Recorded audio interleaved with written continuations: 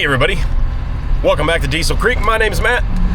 Behind me, my buddy Roscoe there, saddled up for a little ride up to our buddy Brad's house to work on a piece of machinery that you guys haven't seen in, I think, closing in on 2 years, or maybe a little over 2 years now. It's been a while. Brad has had my 977 crawler up here at his place for, I think, over 3 years now. And I called him the other day and I said, hey, I'm not rushing you or nothing, but just curious, are you like about done with that machine, or, you gonna need it for another year or what? Brad says, well, Matt, if the thing was able to be run, I would run it and finish up the job. And I was like, oh, that's right. It needed a packing kit in one of the lift cylinders quite a while ago, and I never fixed it. So we're up here today, hopefully gonna do just that.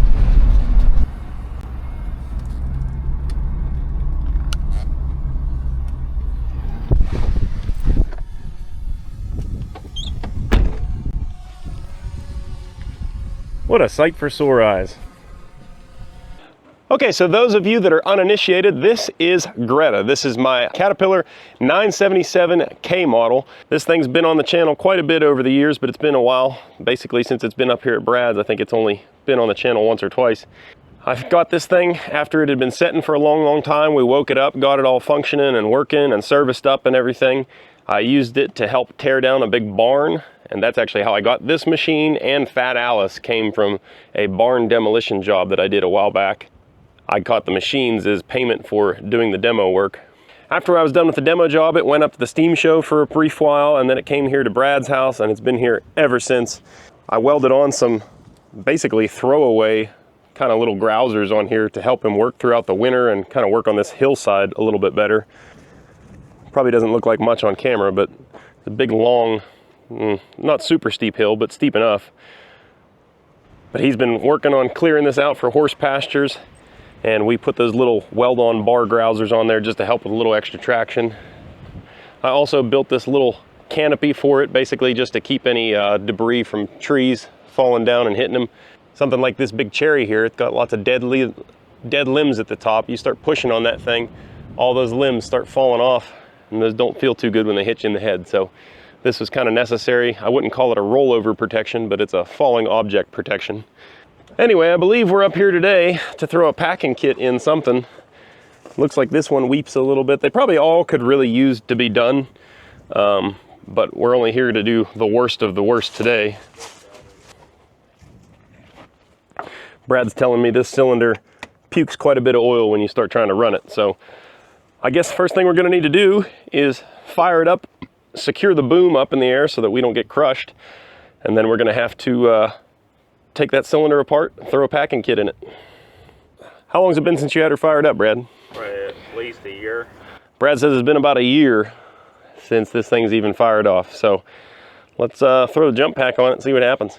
It usually starts up pretty good. Battery's still. Suppose we should check some fluids. Oh, might need a bar for the radiator.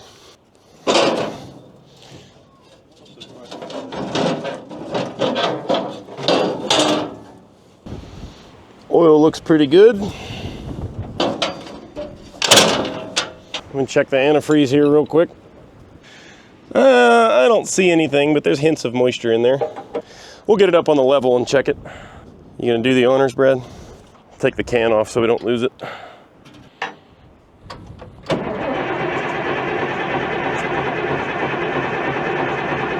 All right, give it a break. Give it a break. The jump pack will start it, but if you crank too long like that, you end up melting things. Let her rip, Tater Chip.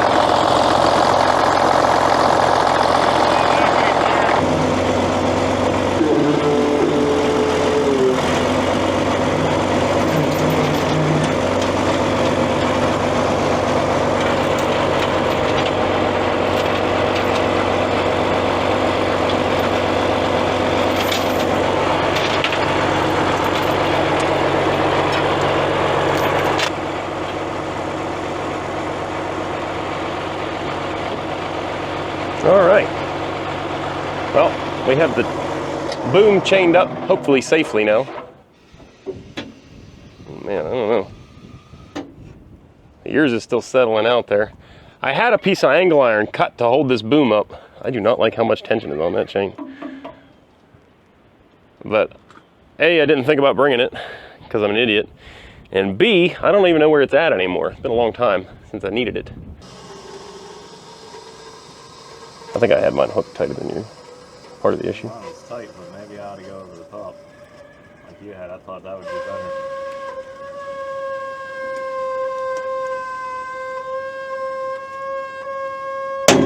Nope. Ooh. Nope, I don't like it. I don't either.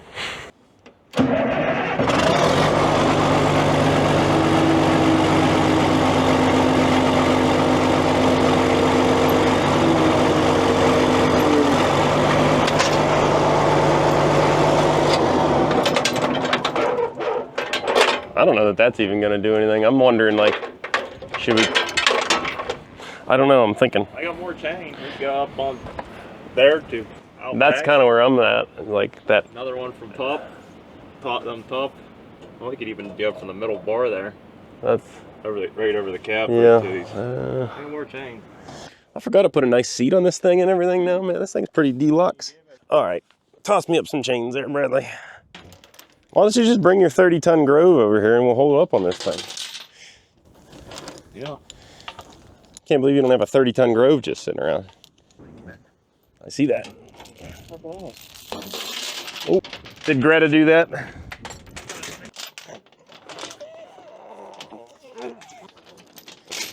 All right, well, hopefully this works, because if I'd have thought about it, I'd have brought the piece of angle iron I have made for this machine to hold the boom up. Well, that's the thing, like the 77Ks don't have it, but the 77Ls have a nice little latch thing that bolts onto here and bobs your auntie, it holds the boom. These don't have it. There probably was some sort of cat safety bar at some point, but I don't have it.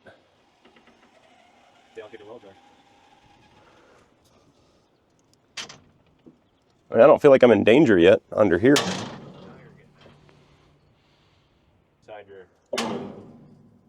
I don't like this, Brad. I think that's it. I think it's got all the tension now. Yeah, it does. There we go. It's in float right now. All right. Scary part's over, I hope.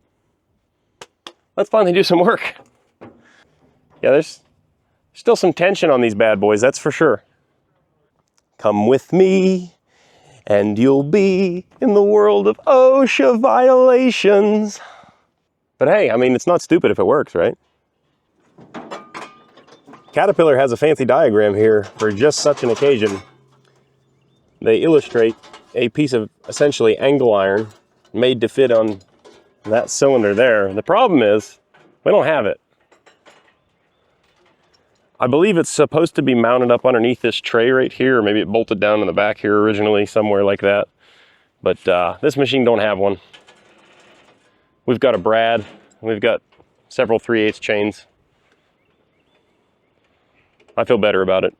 You feel good about it? Yeah. Let's go ahead and work underneath that all day. Yep. There's the one we're looking for. I believe those are 3/4.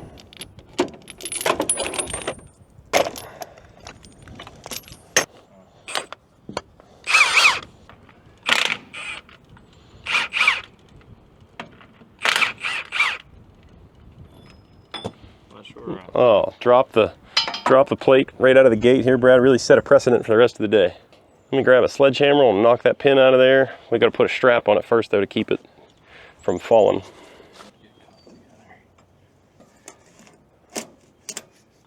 Pull yourself out some more slack because we want it to fall some.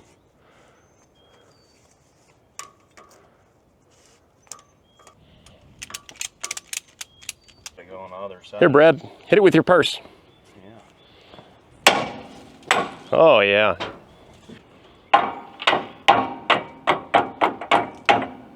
Coming out real easy.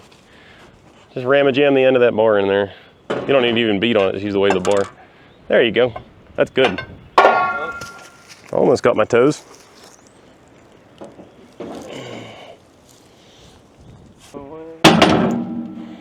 All right, now we can back the ratchet strap off and let that cylinder droop down on us.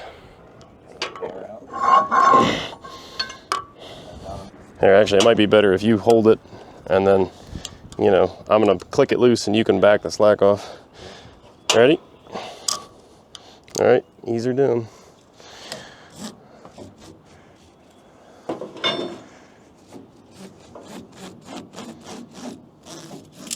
I was thinking ratchet's going around the curve. Keep her going. Getting there. All right, hold that. Oh, you're like, all right, hold on.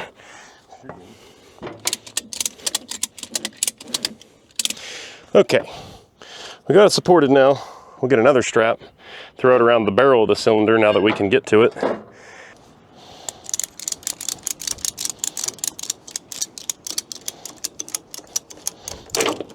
Okay, I think we can finally get into this thing.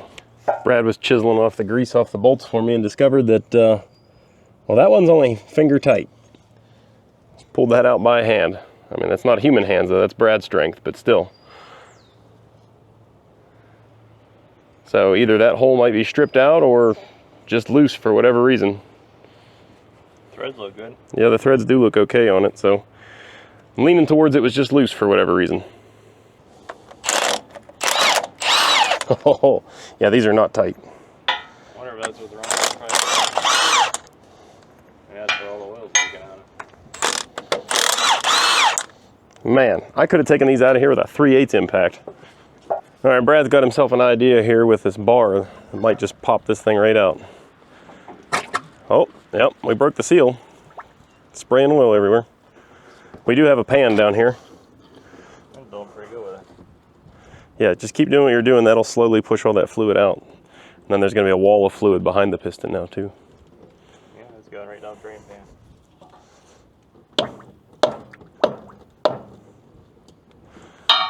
That'll all cook off, don't worry. Some of it's sprayed up in the turbo manifold. All right, we got separation here, Bradley. You know how it is to change that one on that backhoe, because it's a whole different setup. Okay, there we go. We got, things are draining. So there's our whatchamadingle, gland end. That's our piston right there, slowly coming out. Brad can start pulling again a little bit. Yep. Oh.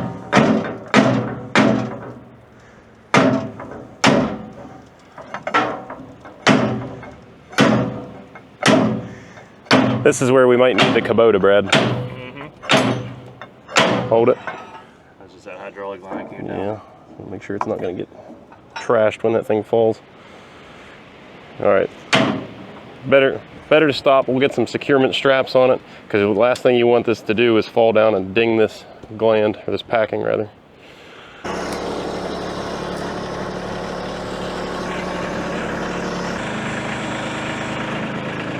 Just give it a little jolt.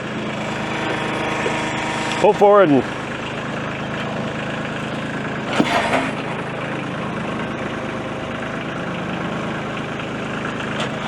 oh!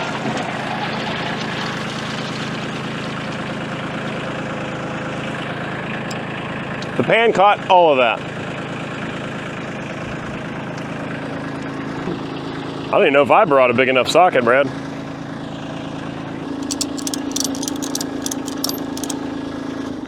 All right, well, I came ill-prepared apparently, because I have a 2.5-inch socket. I thought that's what size that was. It's 3.5. So now we are either going to load up the cylinder and take it to the socket, or go get a socket and bring it to us. We got to find a socket though, because I don't even own one that goes to 3.5. I think I stop at like 3 1/8, 3 1/4, something like that.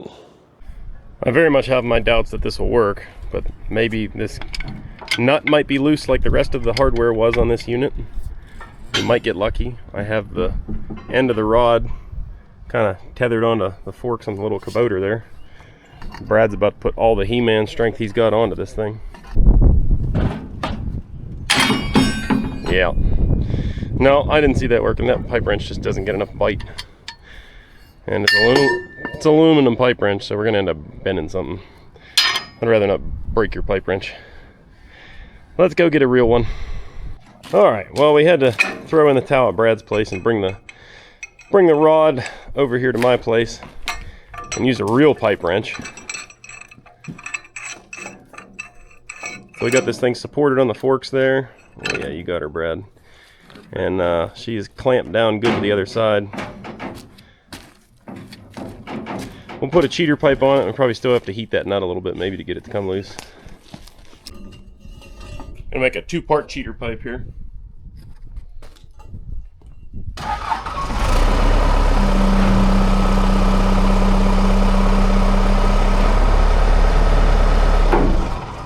That's all it was.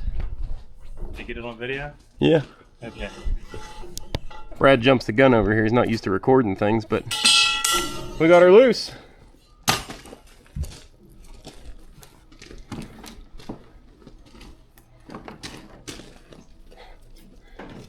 Loose is a relative term when you're using a 5-foot pipe wrench. Yep.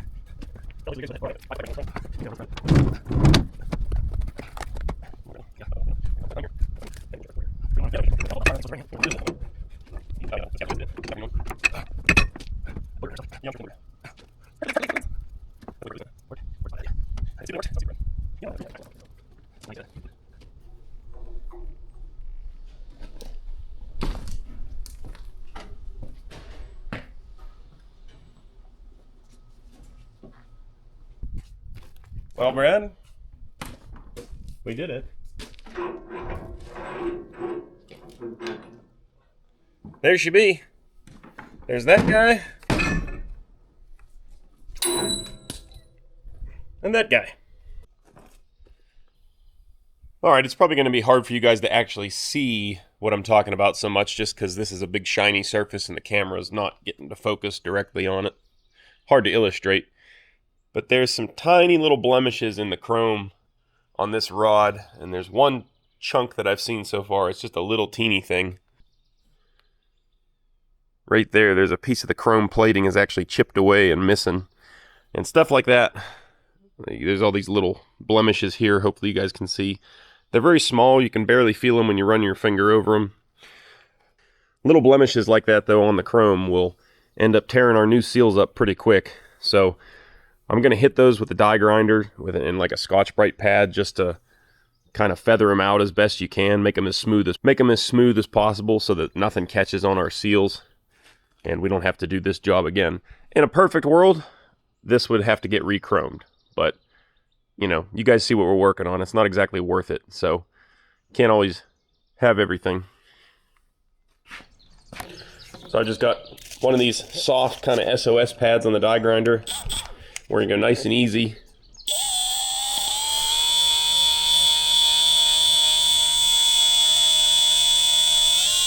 We're just trying to kind of polish these little rough spots out so that you can't feel them as much. You don't want to go too much,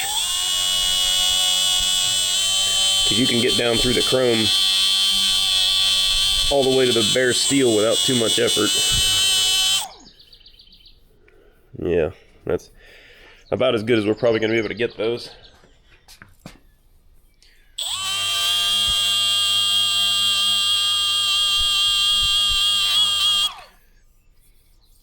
But it is considerably better. I mean, you can still feel them, but barely.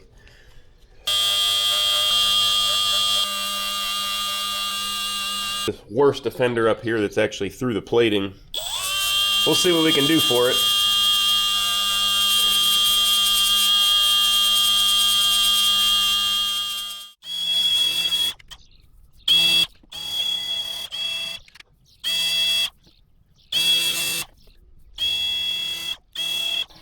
Well, it's definitely less than ideal, but I think it's good enough for who it's for and what it's going to have to do.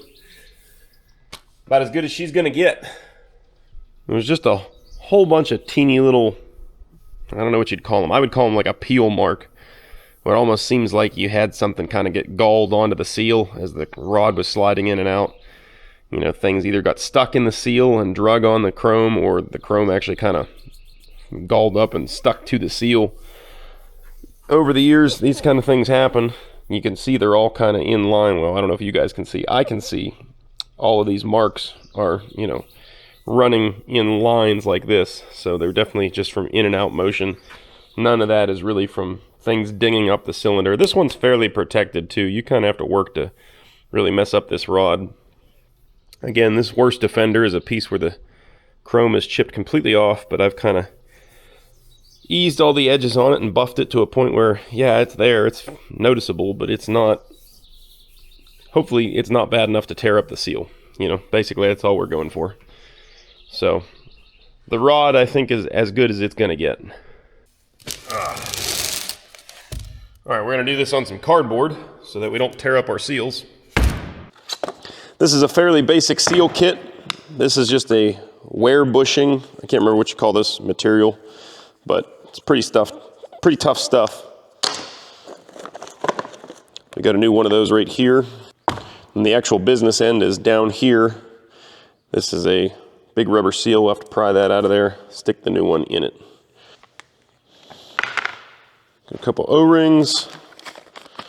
Looks like our dust seal for the gland end. And an O-ring. I'm not sure where that O-ring goes. Actually, it's one of those flat O-rings.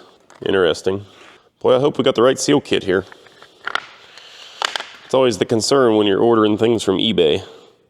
So here's our actual gland end packing. There's several pieces here all taped together. That's what actually does the sealing up here in the gland. So that leaves this big guy, which has to be our piston seal. But this is kind of more of a rounded version. What's in here is pretty darn square. Now it could just be kind of permanently shaped that way from being stuck in there for so long, but I kind of have my doubts on that. Seems like it was made square. Yeah, it sure seems like we have all the pieces here. I'm just really concerned about this seal.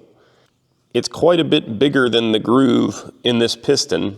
It's also, of course, like I said, it's not square cut like this groove in the piston.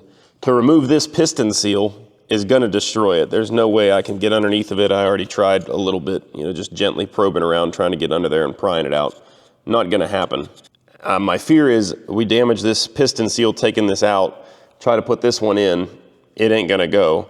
And then even if I can get it onto the piston, there's definitely no way that this is gonna go into the bore on the barrel of the cylinder. I think, and you guys are not gonna like this, I think I'm gonna leave this in place because, you know, we're not doing this because it was bypassing internally and drifting off really fast. In fact, I think that boom stayed up pretty good actually for what it is. We're only doing this because the gland end was letting oil blow out all over the ground. Bypassing internally, not near as big a problem as losing all your oil. Noticing another issue here, this wear sleeve, the new one is not as tall as the original there. We're about a 1/4 inch difference. That ain't good. I was feeling pretty optimistic that this seal kit was gonna work out for us. That optimism is rapidly decreasing.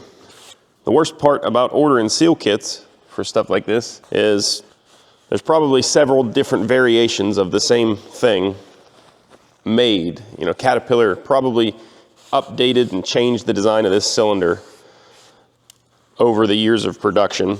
So just to say, oh, I got one that'll fit a 977 boom cylinder doesn't necessarily mean that you've got the right one. Even if you do look at the part number and say, hey, I've got the right one, well, we're dealing with aftermarket parts here. And sometimes the aftermarket will change things, you know, and sometimes that doesn't matter. Sometimes even though they change them, they'll still serve the same purpose and function. Sometimes they do that on purpose to get around patents and stuff like that. In our case, I'm sure the patents have long since expired since anything on this old girl. So any variations we're gonna find in here, probably just, yeah, I don't like it. This is not good. Dang it. Any variation we're finding in our parts at this point are probably just because I either ordered the wrong part kit, like I said, because it's for a different style cylinder, or aftermarket just being aftermarket. But CTP is usually pretty good stuff. I have no affiliation with them, but I've used them in the past and been okay. The way it's looking right now, it's looking like none of that stuff I ordered is probably going to work. And I'm probably going to have to take this down to the hydraulic shop on Monday. It's Saturday. Probably have to take it down to the hydraulic shop on Monday and get the parts matched up, which is a real bummer. You can see though what's happened with our dust seal here is this is just all broken down to the point where it just falls apart. I mean, I'm just barely pushing on it and it's just deteriorating. The internal seals aren't as bad, but they're still probably not as good as they once were. This seal on the outside here is just a wiper or a dust seal, and basically all its job is to keep the cylinder clean before it goes in there to the actual packing and tears that up. This outer seal is not really made to hold the oil back inside the cylinder. Finally got this little bugger moving.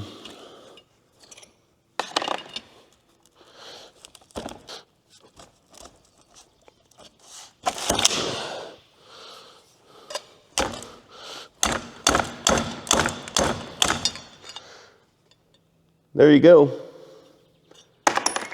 Blown out wiper seal. It's what's for dinner. I'm gonna work on getting all the old seals out here, hopefully in one piece. It's easier for the hydraulic shop to match them up that way. Oh yeah. I lied about this internal packing not falling apart as much. It's just falling right apart as well. Wowzers. No wonder it was leaking. I'm trying to use my pick and get up underneath the seal to peel it out, and I'm actually just breaking right through it rather than getting behind it.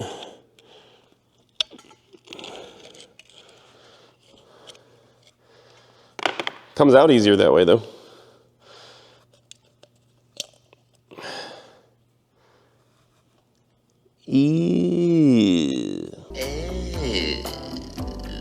Trying to get our last seal out now. There we go. Once these seals get old and they harden up, they do not like to come out of that shape that they've been in for 100 years. Man, still fighting me.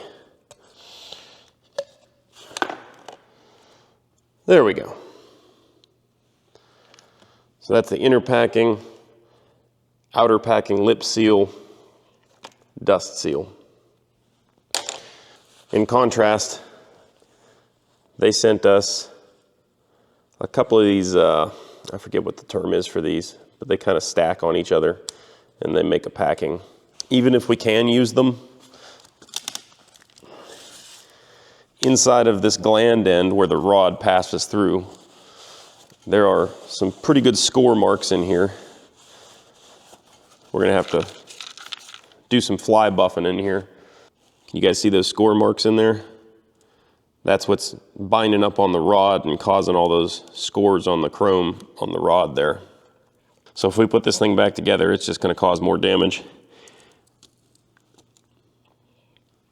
It's all concentrated pretty much in that area that you're looking at. But some of those are pretty deep and substantial. I think like some cylinders, I'm trying to think back, like the ones I did on my Komatsu bulldozer, they had a wear sleeve made out of this. I can't remember what the heck this stuff's called, this stuff. They had a wear sleeve in there that you could actually remove and replace when you rebuilt the cylinders. So you didn't have to worry about anything like that going on, which I think is a smart idea. Okay, so the internal stuff is all removed. Last thing we had was these two O-rings. One is a flat O-ring. One is a round O-ring. I'm not entirely sure why they do that. Someone can enlighten me in the comments. But they did provide us what appear to be the right parts for that. So we could put that together. I'm filming this on Easter weekend. This is the Saturday before Easter. So I assumed the hydraulic shop was closed, but I just called them for giggles and they're open. So I'm gonna take this all down there, hopefully match it all up.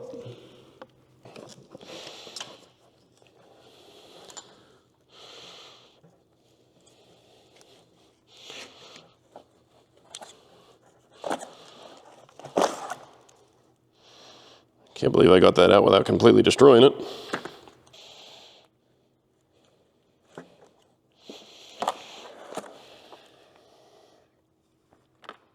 See, the only thing I can think for this guy is like this is a single piece replacement for a 2-piece original here, but yeah, I don't like it.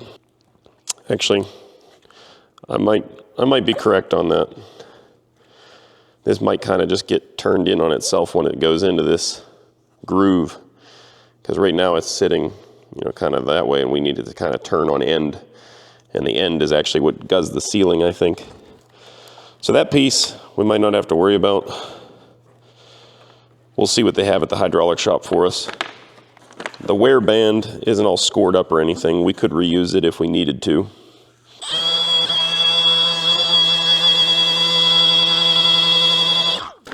It's helping. Some of those grooves are pretty deep though. Kind of wondering if it wouldn't be a bad place to run a hone in there for a little bit.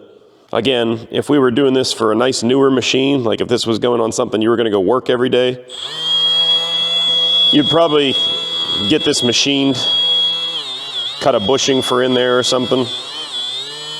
But it's going to be good enough for who it's for.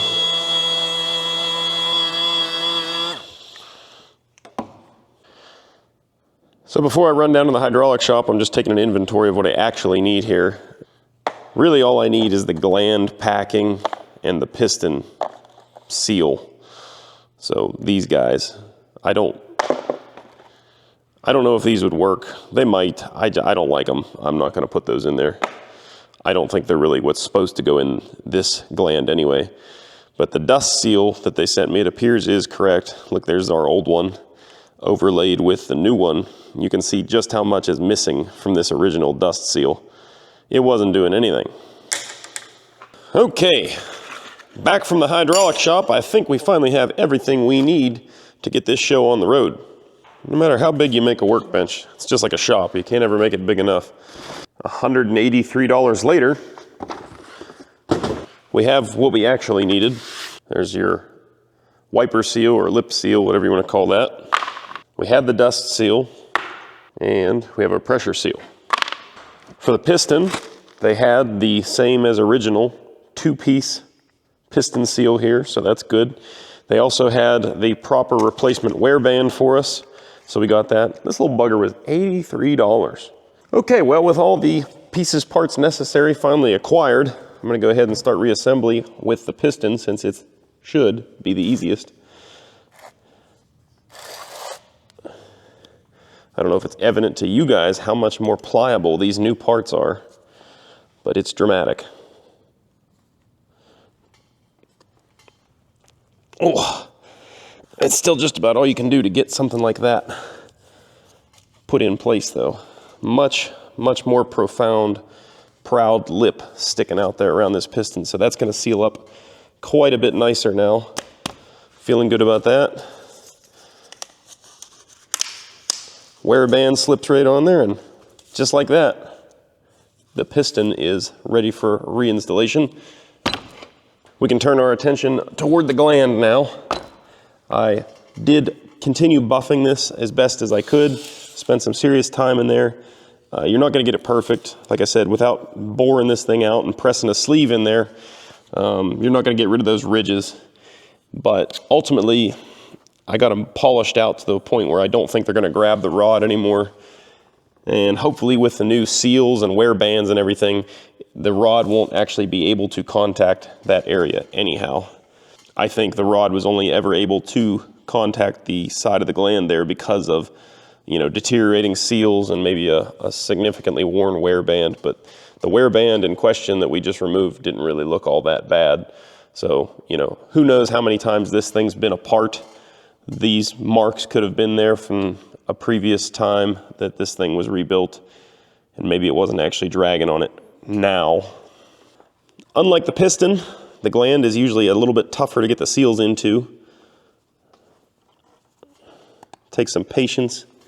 You got to really work them down into the grooves, and you got to watch you don't damage the seal in the process, because that can happen. There are fancy installation tools that make this easier. I don't have those tools.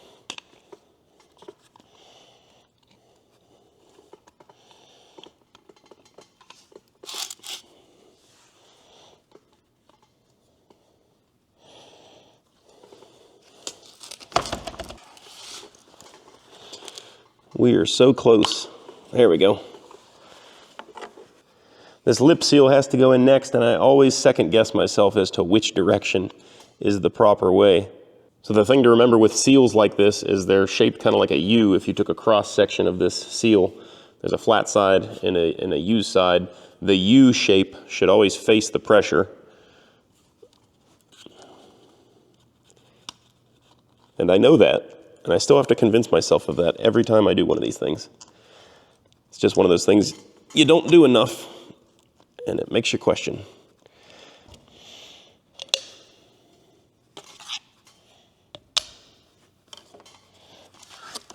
Bang, there we go. Seal installed, looking good.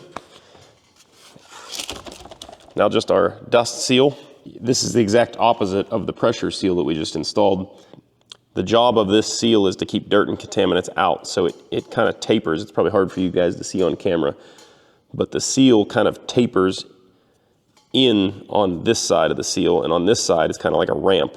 So if you were to install this the wrong way, like this, and the rod is going back down through the bore with dirt on it, it's kind of going to ramp itself right in there and just tear up the seal. Whereas if you flip it over this way and the rod's passing through, the dirt and stuff is going to get accumulated on here. This thing's going to kind of just slice it right off there.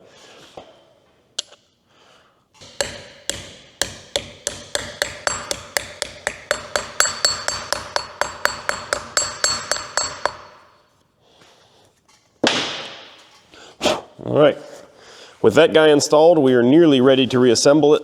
We just have those two little O-rings to install back here in this groove. I'm going to install the flat one first.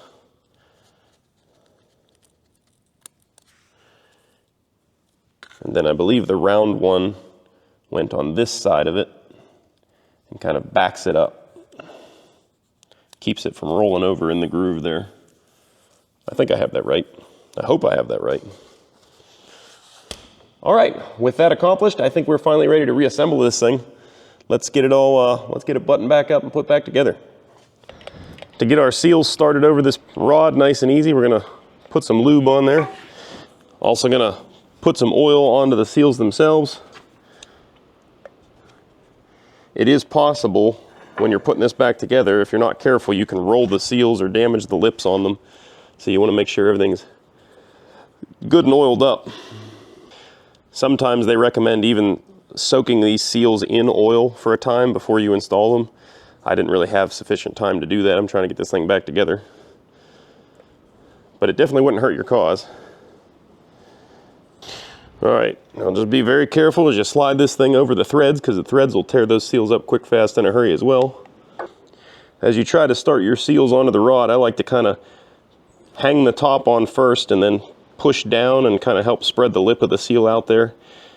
Work it right on there nice and gentle. Make sure everything is square. It gives you your best fighting chance of wiggling things on there too. You want to avoid just going ham and trying to, you know, beat it on there with a mallet or something. Just try to work it nice and easy.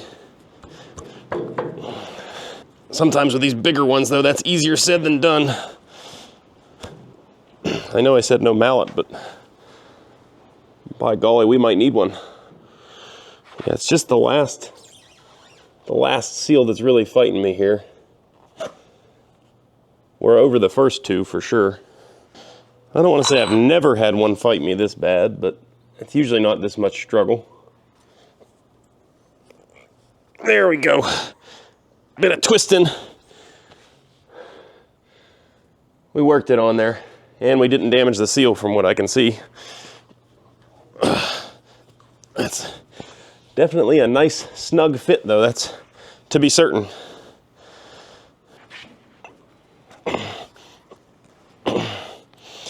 This washer doesn't appear to be directional. It looks like it's the same on either side, but I'm just gonna go by the witness marks. There's a couple little witness marks in the back here that line up with a drilled hole on the back of the piston. Should go like so.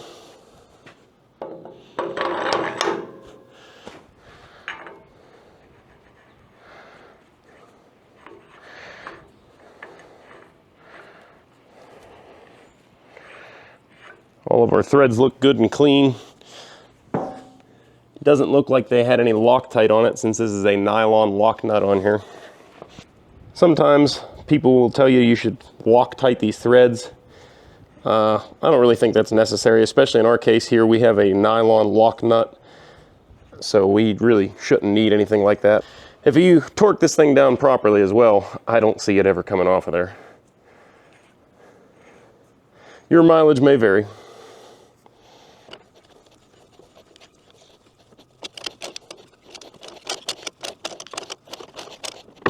All right, that should be plenty tight enough, right? Just kidding.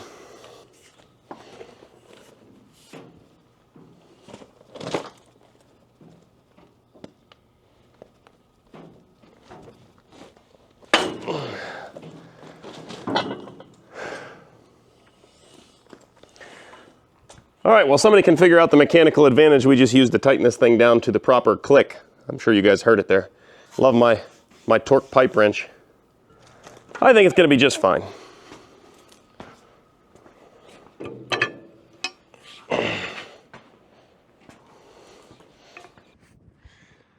Well, we're back up here at old Bradley's house. I got the rod sitting in the bed of the truck here. I had a block of wood underneath the chrome. I must have hit the brakes slightly too hard and kicked it right off the edge there, but you know, I think it's gonna be just fine.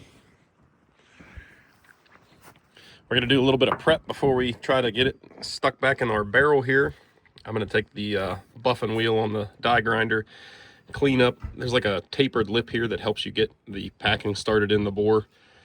It's got a lot of, not a lot, but some crusty, rusty kind of buildup on it. Just not a good smooth entry like you'd want. So we're gonna buff that up, as well as this sealing face here for the O-rings. Get that all cleaned up.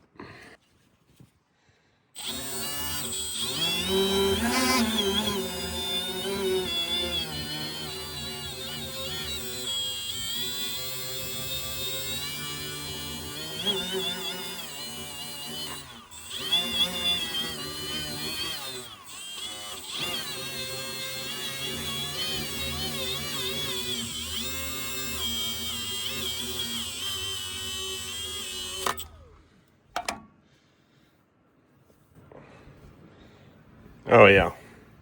Yeah, much nicer now. One teeny little hang up right there.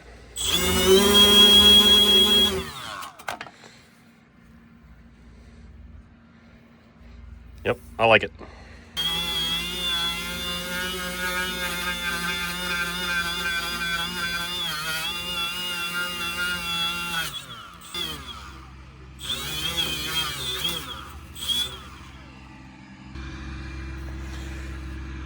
Take a rag, wipe all this gunk out of there that we just threw everywhere with the buffer.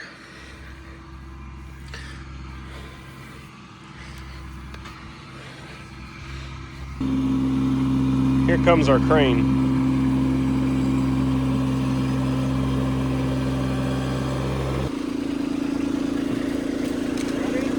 I was born ready.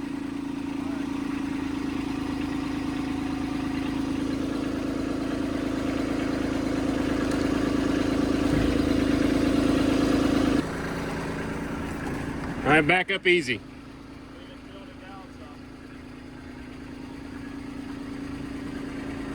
Go ahead. All right, flatten your forks out. There you go.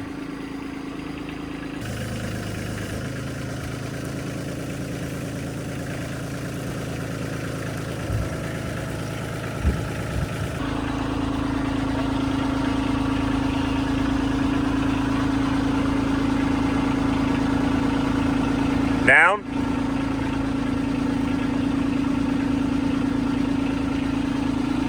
Up. Hold that there.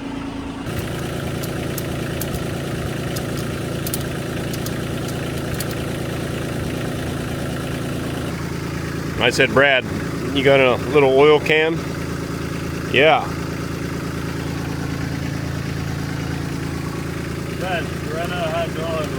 There you go. We're just gonna throw a little bit of that oil on our packing here before we try to slide it in. That way everything just goes as smooth and easy as possible. Perfect. Yeah. Slather that around there nicely.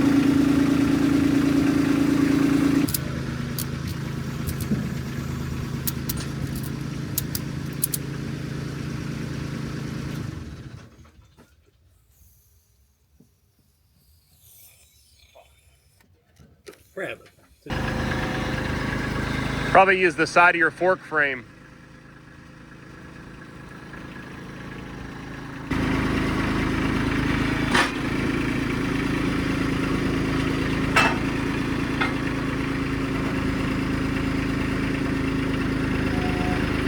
All right, straighten up. There you go.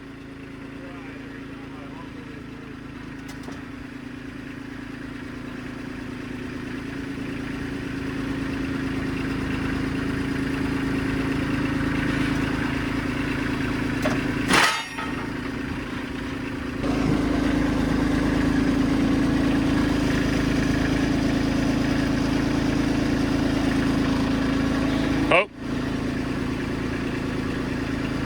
Tilt down just a fuzz.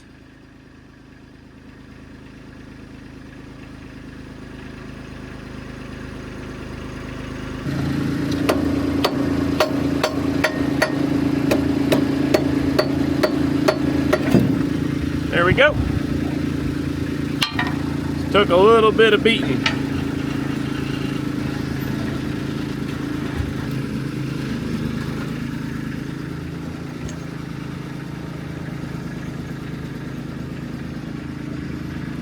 That went pretty darn well.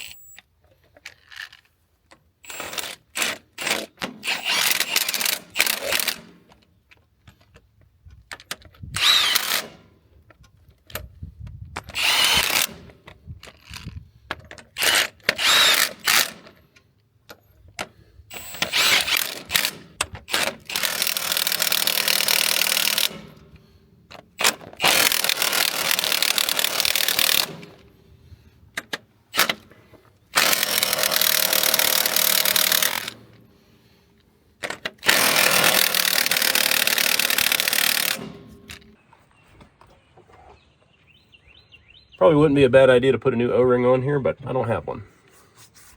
So we're gonna have to go without. It's supposed to be a bracket holding this line, and it's in two pieces.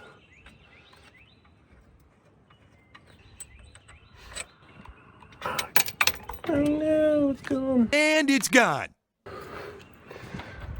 Have to get a magnet for that one.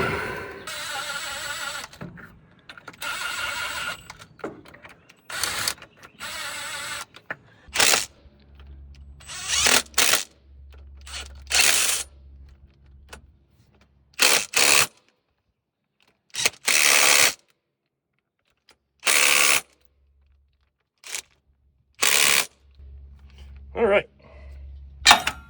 We got one more pin to install on the boom brad, and then we're going to be back in business.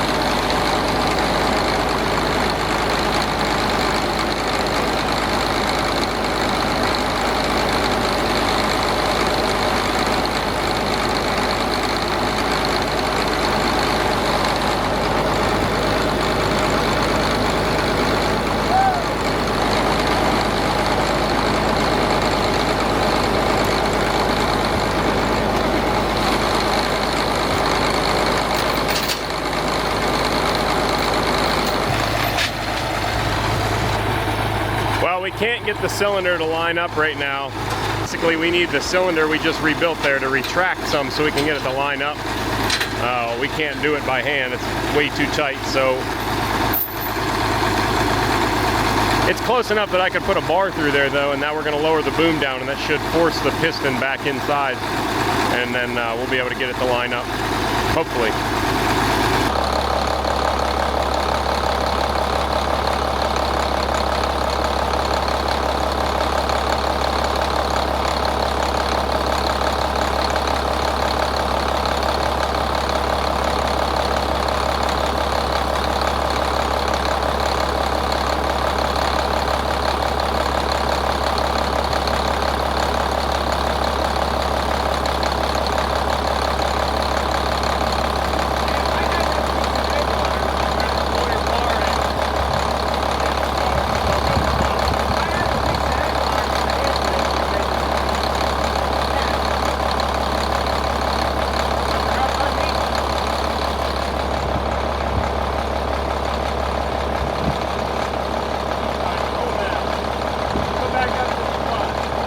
All right, so new plan, just for ease. The easiest thing we can come up with here. So we used the bar to push the cylinder in some, which was good. That worked. Problem is now the pressure has equalized between the two cylinders. They're on the same circuit, and it's gonna keep pressure on my pin there. So what we're gonna do is just drive it forward into that tree and then kind of rest the bucket down against that tree. Tree is kind of dead though, so we need to be pretty delicate while we're doing that. Don't want any of those limbs coming down and getting us. Basically though, that should take the pressure off of that pin, and we should be able to get it out and then install the real pin.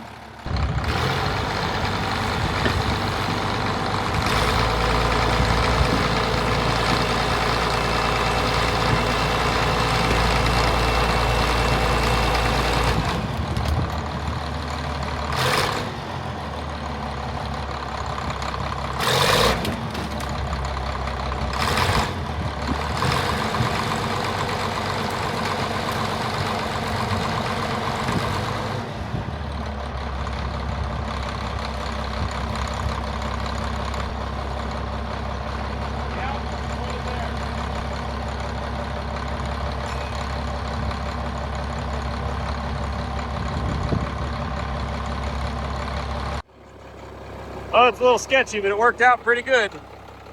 That's what we're looking for right there.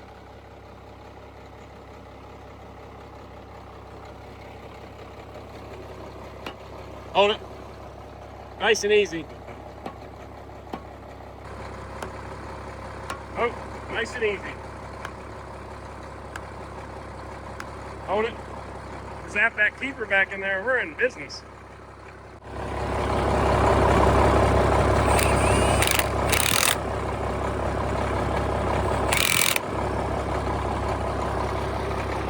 All right, let's give this thing a go.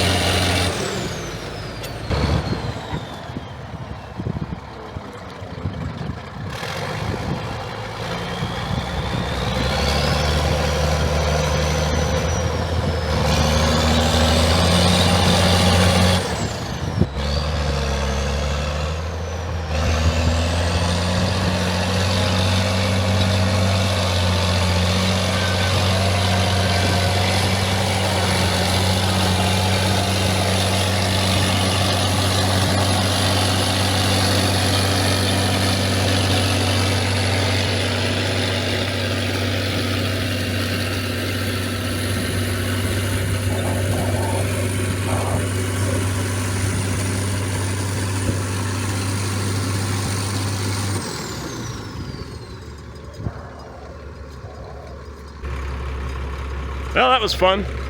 Took out a couple of trees there just to wet my whistle for the old 977. It's been quite a while, like I said.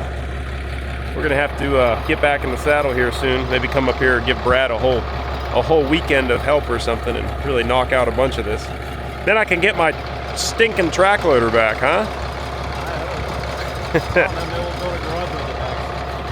That's not a pad building machine there, Brad. Let's see how our hydraulic cylinder is holding up. That's the real story.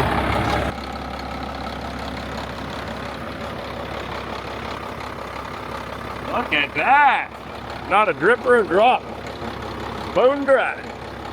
That's what I like to see. We should have done the other side though, because the other side looks like crap. It ain't leaking like it was. Yeah. Well, if this thing ever finds its way back to my shop, we're gonna have to do all of them. Put it right back in the exact same spot, see?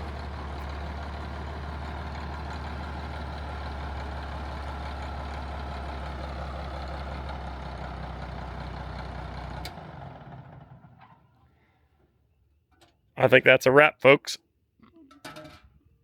It's not over till the coffee can's on the muffler.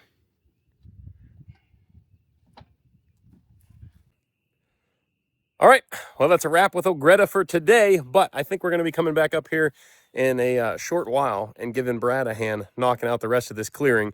And then once he's done, that thing's headed back to the house. I don't know how quick I'll get on it once it's there, but I got a new set of tracks for it, and it needs a few rollers. I noticed while I was underneath there, there's several rollers are leaking oil, so those need replaced. And probably have to put some sprocket segments on it, a few other things, and repack the rest of the cylinders. Maybe after all that's said and done, I'd throw a coat of paint on it. But we're getting way ahead of ourselves talking like that. But yeah, if you guys like seeing old Greta here, stay tuned. Like I said, we're going to be back on here soon, I think. And yeah, as always, thanks for watching. I'll catch you on the next one. Later.